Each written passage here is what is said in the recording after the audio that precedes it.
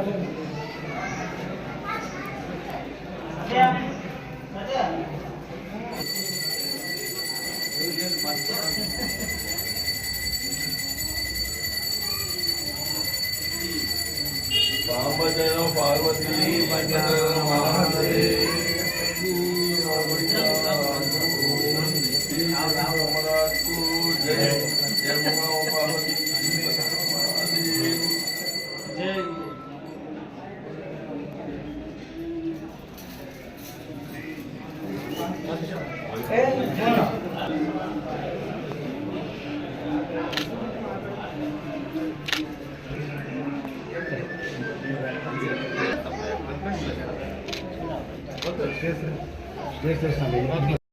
లేకపోతే ఎవరో ఆ ప్రాంతం వదిలిపెట్టి దూర ప్రాంతాలకు ఏమన్నా పూర్తిగా వలసపోయినారా, ఇవన్నీ మీకు తెలుస్తూ ఉండాలి. ఉన్నప్పుడే కరెక్ట్గా మనం బూత్లో ఎన్నికలను మెయింటైన్ చేసేదానికి సహాయంగా కాకుండా మంచి ఫలితాలు ఇచ్చే విధంగా మనం తయారు చేసుకునేదానికి అవకాశం వస్తుంది. దాన్ని దృష్టిలో పెట్టుకొని మీరందరూ కూడా మంచి పార్టీ విధానం ఇది. అన్ని దానిలలో పురుషులకు సమానంగా మహిళలు కూడా ఉండాలనే ఉద్దేశంతో ఈ కార్యక్రమాలన్నీ మనం చేస్తూ ఉన్నాం. కాబట్టి దయచేసి మీరందరూ రేపొద్దున మనకు వెంటనే వచ్చే ఎలక్షన్ సంవత్సరానికి మున్సిపల్ ఎలక్షన్ వస్తాయి. ఆ మున్సిపల్ ఎలక్షన్లో రావంటున్నా రావచ్చు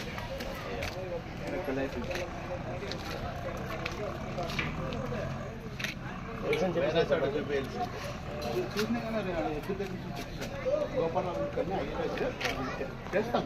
20,000 ఖర్చు మళ్ళీ గ్యారెంటీ 20,000 గ్యారెంటీ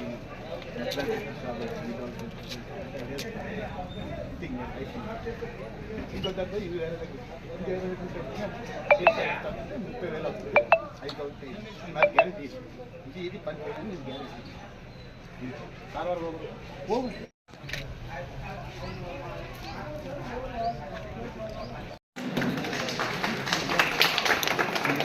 దగ్గర ప్రజెంట్ సార్ చెన్నై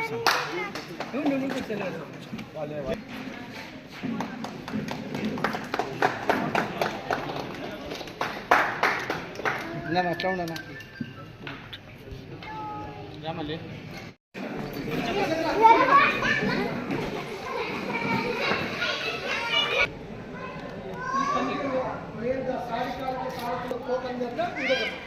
ఇద్దరు బిఎల్ఓలు 10 మంది సభ్యులుగా ఉండాలి. ఈ వార్డు కమిటీలో ఉండేవాళ్ళు బిఎల్ఏలో ఉండకూడదు, బిఎల్ఏలో ఉండేవాళ్ళు వార్డు కమిటీలో ఉండకూడదు. సపరేట్ నాయకులు కార్యకర్తలు అందరికీ పేరు పేరున హృదయపూర్వకంగా నమస్కారాలు. మన ప్రభుత్వం ఏర్పాటయ్యి 11 నెలలు కావస్తా ఉంది. జూన్ నెలకి మనం ఇచ్చిన హామీల్లో ఇప్పటికే ప్రధానమైన హామీలను నెరవేర్చుకుంటూ వస్తూ ఉన్నాం. సంవత్సరం తిరగకుండే అనే సూపర్ 6లో 4 హామీలను నెరవేర్చడానికి మన నాయకుడు చంద్రబాబు నాయుడు గారు చర్యలు తీసుకుంటాం. పెన్షన్లు పెంచుతామన్నాం, పెంచాం.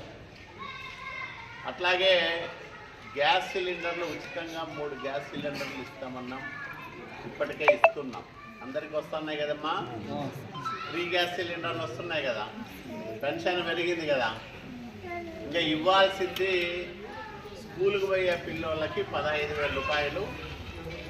కుటుంబంలో ఎంతమంది పిల్లలు స్కూల్కి పోతామంటే అంతమందికి ఒక్కొక్కరికి 15,000 రూపాయలు ఇస్తామని చెప్పాం.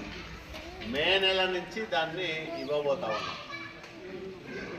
జూన్లో అన్నదాత సుఖీభవ కార్యక్రమం కింద రైతులకు 20,000 రూపాయలు ఇచ్చే స్కీమ్ని మళ్ళా ప్రవేశపెడతాం.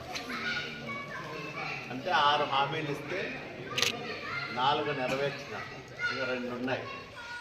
దాంట్లో 18 ఏళ్ళు నిండిన మహిళలకు నెలకు 1,500 రూపాయలు ఇస్తామనేది ఒకటి.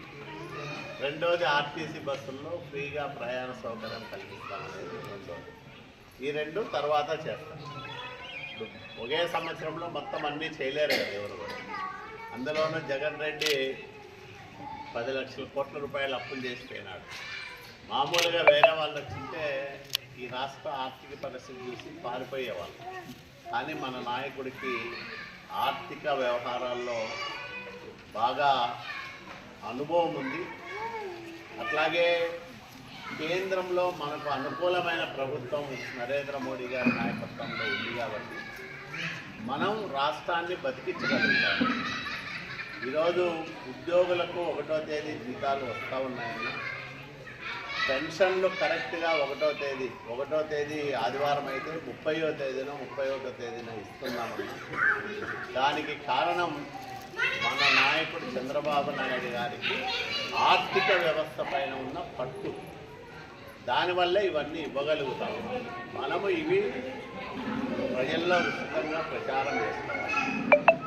రెండోది, 5 సంవత్సరాల వైసీపీ పరిపాలనలో మన వాళ్ళకి కొంతమందికి పెన్షన్లు తీసేసినారు, రేషన్ కార్డులు తీసేసినారు.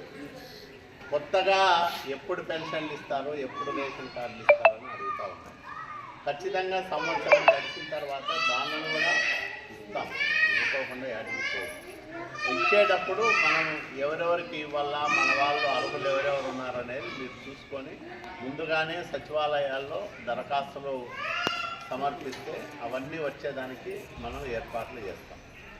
ఇప్పుడు వేసుకునే కమిటీలు మీకు తెలుసు, తెలుగుదేశం పార్టీ అంటే ప్రతి 2 సంవత్సరాలకు ఒకసారి సభ్యత్వ నమోదు కార్యక్రమం చేస్తుంది. మొన్ననే మనం చేసుకున్నాం, అందరికీ గుర్తింపు కార్డులు కూడా ఇచ్చాం. ఇప్పుడు కమిటీలు ఏర్పాటు చేసుకుంటాం. ఈ కమిటీల్లో మార్పులు చేర్పులు చేసుకోవచ్చు. బాగా పనిచేస్తున్న కమిటీ నాయకుడు ఉంటే అతన్ని కొనసాగించవచ్చు. కానీ 2 సార్లకు మించి ఏ కమిటీలోనూ ఉండడానికి లేదు. ఇప్పుడు వార్డు అధ్యక్షుడు 2 సార్లు వరుసగా ఉన్నాడు అనుకో, అతన్ని బిఎల్ఏగా వేయండి, వార్డు అధ్యక్షుడిగా వేరే వాళ్ళని మార్చాలి.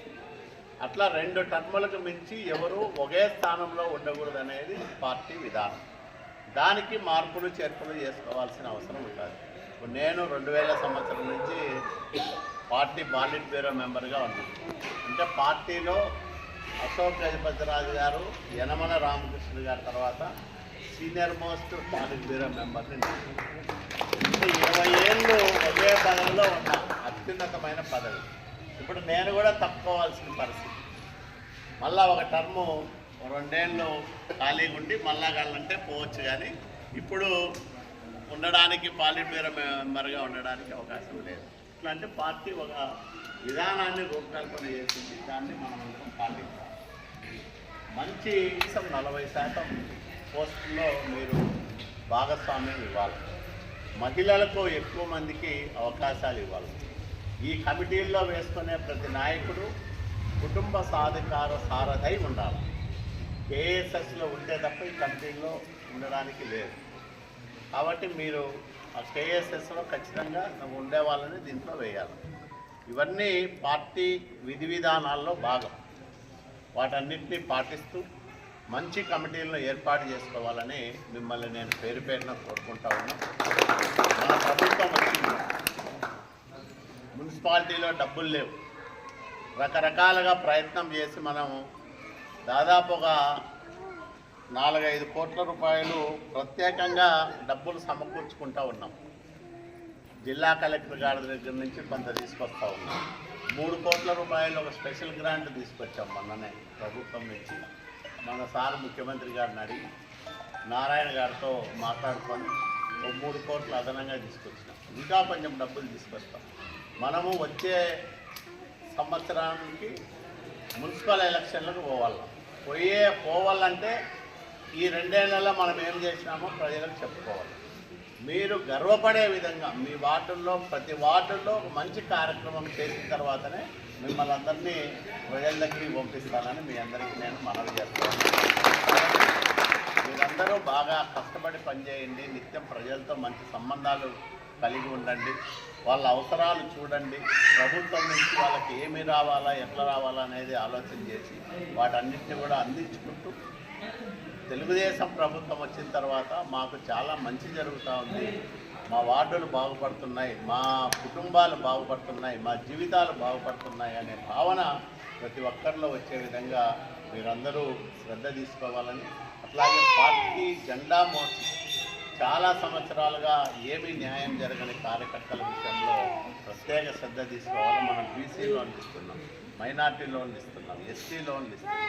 ఇట్లాంటివి మన వాళ్ళకు పెట్టించాలి. పెట్టిస్తే వాళ్ళు పార్టీలో పనిచేసిన దానికి మాకు ఇంత సబ్సిడీ వచ్చింది, మేము ఈ రకంగా లబ్ధి పొందినామని అనుకుంటాం.